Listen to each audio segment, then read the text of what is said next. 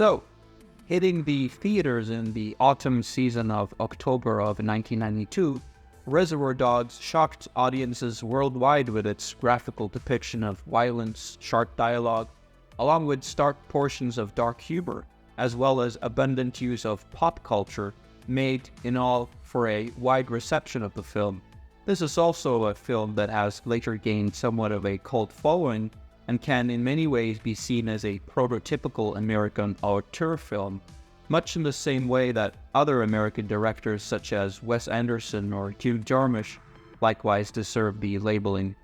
Anyways, it certainly launched the directorial career of Quentin Tarantino, where he would from this moment on have a much easier life in terms of securing financings for his future films, while also elaborating much of his signature working method with combining directing with a personalized signature screenplay of his own creation. I should also chime in here and note that Tarantino shared his writing credits on this film with Roger Avary, a frequent collaborator that he would also share an Oscar with for their screenplay of his next directorial film, namely Pulp Fiction. In all, Reservoir Dogs is certainly a film I enjoy watching, particularly for its dialogue and non-linear storytelling, along with the actors, main and supporting cast, who really help sell the film in my opinion. There are also some features which indicate a lack of maturity in terms of directing, but I will get into this later in the video. I should also mention here that there is a video of Bill Burr, which I will link in the video description, where he shares his admiration for the film, which is both hilarious and stellar in its infectious, moving, loving manner. And I agree with Burr here that it does indeed make for a nice, repeated movie summertime watch. And I usually don't really like a lot of stand-up comedy, but Bill Burr's reflections on movies and his stand-up in general is quite stellar in my opinion. Anyways, what I want to focus on in this short analysis is the connection between Reservoir Dogs on one end of the table and Hong Kong filmmaking, and in particular the work of the filmmaker John Woo on the other. We can start off, for instance, by observing, as has often been pointed out by others, and this is not some film conspiracy in any ways, is the close resemblance between the plot/story in Reservoir Dogs with that of the 1987 Hong Kong film City on Fire, directed by Ringo Lam. In fact, Tarantino has admitted on several occasions the source of inspiration that this film had on him at this juncture in his career. In essence, one may say that most, if not all, of the general outlines of the plot is taken from this film, which details a story centering around an undercover cop who infiltrates a gang of robbers and has to take part in the robbery of a jewelry store, which, surprise, surprise, does not go as expected. I would go as far as stating that you can remove the names of the films and keep the plot descriptions as it were, and it would be difficult which plot points belong to which film. It should also be admitted that these plot elements seem rather generic at a cursory look, and one may make reference to other directors such as John Sturges, who based his old-style Western film The Magnificent Seven on the most famous film of Akira Kurosawa, namely Seven Samurai. Hence, the borrowing of plot elements is not something new to the industry, but it is nonetheless important to credit inspiration, no matter in terms of which borrowed elements one chooses to use. Thus, while Reservoir Dogs may look lackluster perhaps in terms of a less original plot, this is not at all the case, since it offers up a lot more excitement in the form of the originality of introducing non-linear narrative structure, the introduction of character backstories through well-placed flashbacks, as well as making the creative decision of following directly into the immediate aftermath of the robbery, where the exposition seen by us viewers is not so much the details of the robbery itself taking place, but rather the unintended direct consequences seen from the fallout of the failed robbery attempt. The major fallout from an unsuccessful heist is then obviously a strongly shared commonality between the films in question. What is also shared by its Hong Kong predecessor is the existence of a creative decision, probably also motivated partly by an attempt to save money on the film, to use minimal locations throughout the film, where almost at an extreme level, I would say, nearly everything that takes place in the film is filmed in a single warehouse location. For me, this seems very much to be complementary to the film, as like in Tarantino's later film, The Hateful Eight, the constructed atmosphere, along with the gradual dynamics of the interplay between characters in the film, highlights above all the discussion on the moral ambiguity of its characters and what they are willing to partake in the larger context of a moral playing field, if you will, as there is an accompanying intensification in terms of the exposure of the narrative timeline. The use of minimal locations serves a positive role in facilitating for the audience a pressure cooker-like atmosphere, keeping the viewers engaged throughout. However,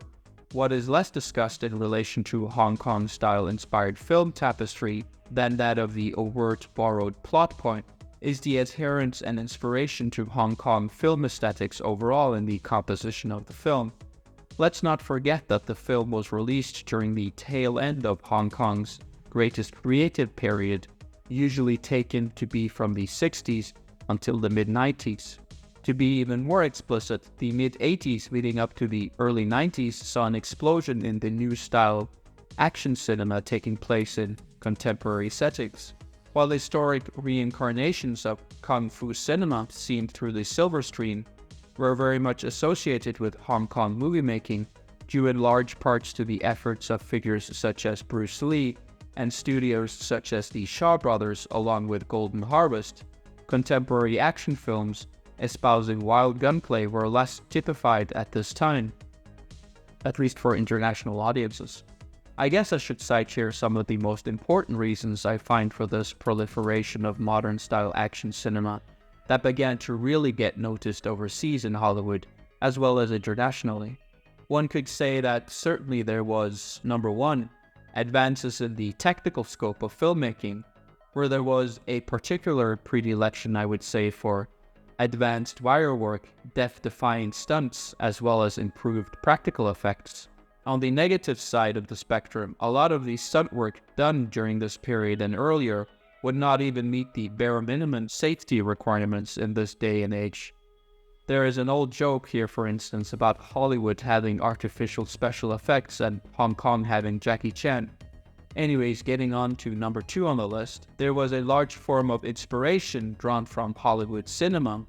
where there here developed more of a cross-pollination of ideas.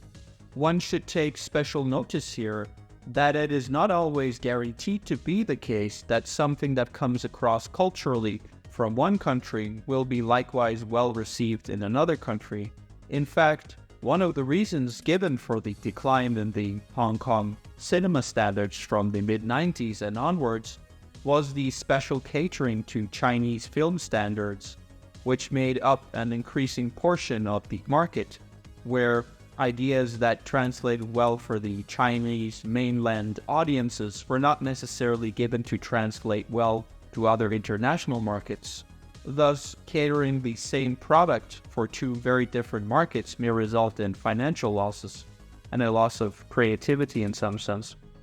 Number 3, there was ample opportunity to get a return on films financially speaking,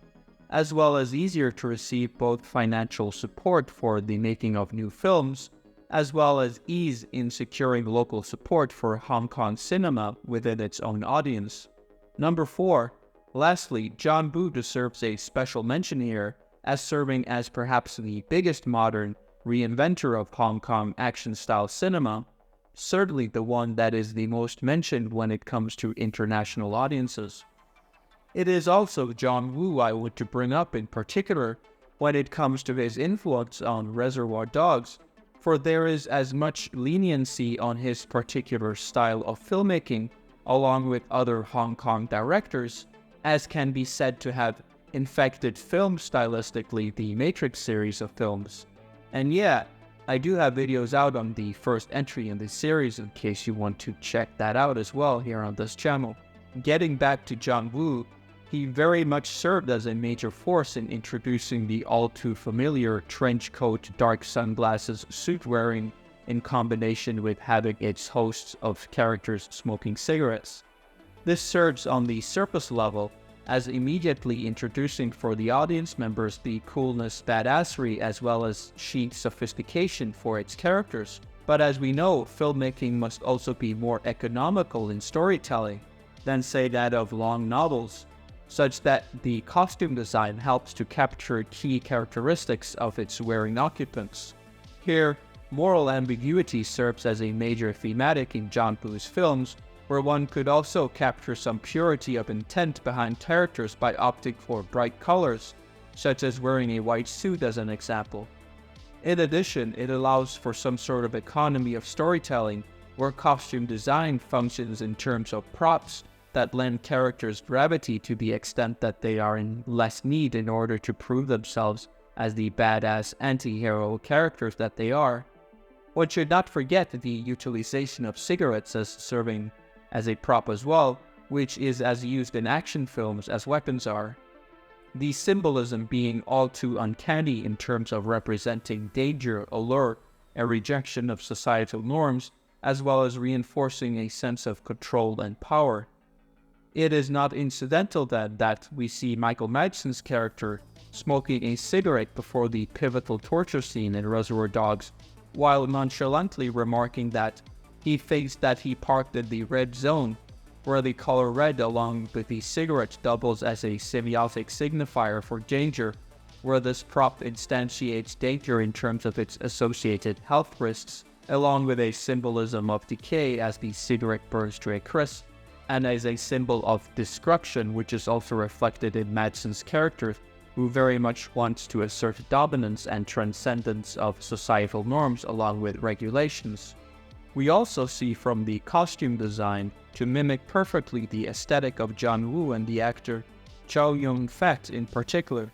In addition, the opening scenes of the heist gone wrong with the culmination of Harvey Keitel emptying about 1,000 bullets from two Smith & Wesson pistols onto a cop car very much pays tribute to the signature style of John Woo films.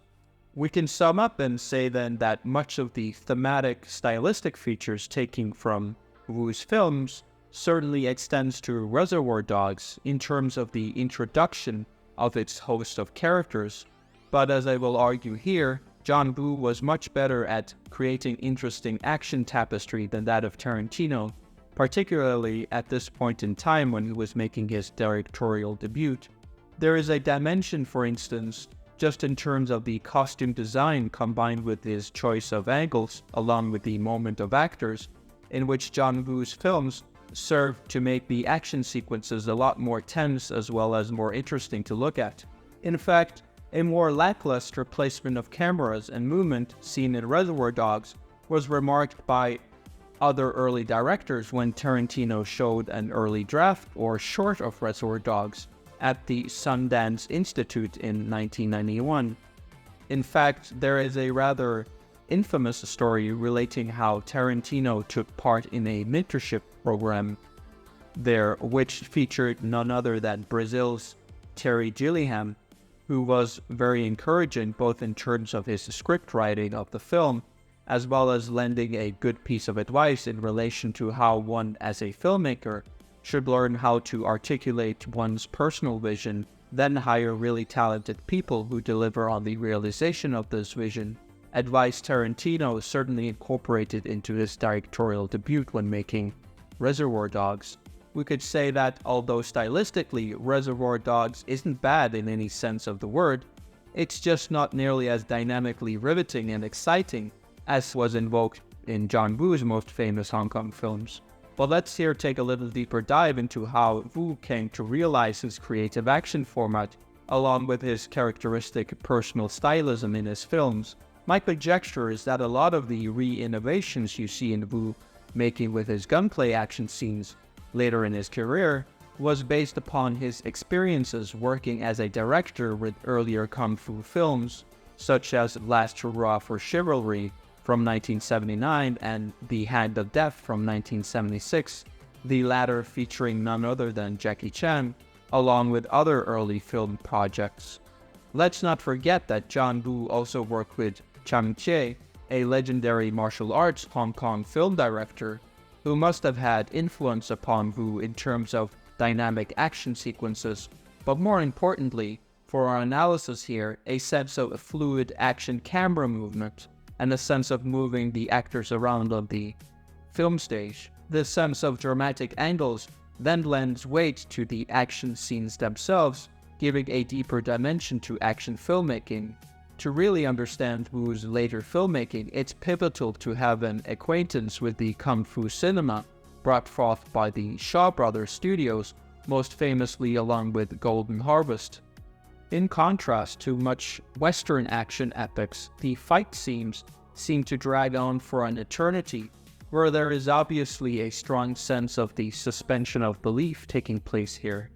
The same suspension of belief takes place in films like A Better Tomorrow, Hard Boiled, and many others, where apparently the actors here have unlocked the infamous infinite ammo glitch, as they seem to be shooting constantly, never running out of ammo.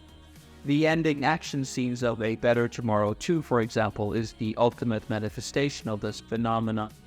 In addition, there is a heavy usage of slow motion along with excessive gunplay, where the actors in question are constantly moving about, as if the nervous system can react quickly enough to dodge the penetrating bullet, much like one likes to run in rain hoping to avoid getting hit by raindrops. What John Woo wants to recreate here then is the gracious dance-like movements of kung fu, only instead of ancient weapons and acrobatic limbs to rely on, one here has instead made a replacement with guns, preferably dual-wielding Berettas, that are as essential to their identity as samurai weapons or the samurai sword is to samurai warriors, thus signifying their social status in the underworld of crime. What's even more admirable in these types of films is that John Woo seems to be able to reconstruct such an atmosphere without having its actors go through the same rigorous physical training and having the overall physicality as that of Hong Kong's famous gallery of martial arts stars. For despite Chow Yun-fat's being associated with the action format and Wu's gunplay films, the actor does not carry the typical physicality of an action star. Moreover, the actor is famous for a preference in starring in drama, or even romantically inclined films, stating that there is more artistic satisfaction to be found when working with such films. This again leads me to the key point I want to make in this video, or congrats if you made it this far in the video, namely that I claim that the action scenes in Reservoir Dogs, such as the opening shots of the heist gone sour, only flirts, although successfully, with Hong Kong-style action filmmaking, where if a full immersion of this style was intended, then Tarantino would not have had the prerequisite skills nor the experience to truly pull off such a style of immersion. Moreover, it would have been perhaps surprising to the director himself to learn that the limitations would not so much be in having well-trained physical actors or stuntmen. Rather, I claim that John Woo's action film style boils down to recreating the illusion of the dance-like movements which we typically associate with that of kung fu films, where what is sought above all is a grace in movement, almost like that of a dance performance, where great detail must be placed on the exact locations of its actors in relation to the camera and how the displacements of the actors moving are executed. It also might be surprising to some to learn that John Woo was interested in European cinema, particularly in French cinema, where we can see influences like Godard on his filmmaking, elements such as mixing rapid cuts with his signature slow motion sequences might be worthwhile to mention, but also a sense of genre mixing where Woo likes to blend drama, action, melodrama, and even comedy at times. In addition, building on the European influence, Woo was very much interested in depicting Hong Kong as a city in the most beautiful manner, much like the innumerous romantic representations of the city of Paris seen famously on many films. One might therefore also give a minor critique of Reservoir Dogs in terms of not display Los Angeles, in terms of being shot as beautifully as it could have been represented. Tarantino does fix this in his latest film, Once Upon a Time in Hollywood, though, it should be remarked. In the case for Tarantino, in reference to his Hong Kong influences in Reservoir Dogs, It is then all the more likely that a light homage or a more superficial exposure was the intent of the director, whose directorial style in itself has been categorized as postmodern, in the sense of his high use of intertextuality, i.e. a mass layering of other film references along with genre blending and pop culture infusion. It would nonetheless have been interesting to imagine how Reservoir Dogs would have looked like if Tarantino had hired in some Hong Kong crew for the film, much alike I suppose they hired in the Hong Kong stunt coordinator for the Matrix films. I am confident for the reasons stated above that given the right placement and composition of shots, then this style of filming would have required a lot less physicality than what one immediately assumes when watching Wu's films. In any case, I hope you found this video interesting, where we looked at some connections between Hong Kong-style cinema and Tarantino's Reservoir Dogs. Of course, this video has only delved at a more terse glance at the connections, where let me know if you want to see a series of analyses done on Reservoir Dogs in the future, for example. Also, if you have any comments or reflections on the film, please let me know in the commentary section, as well as liking and subscribing if it is of interest. Anyways, until next time, cheers.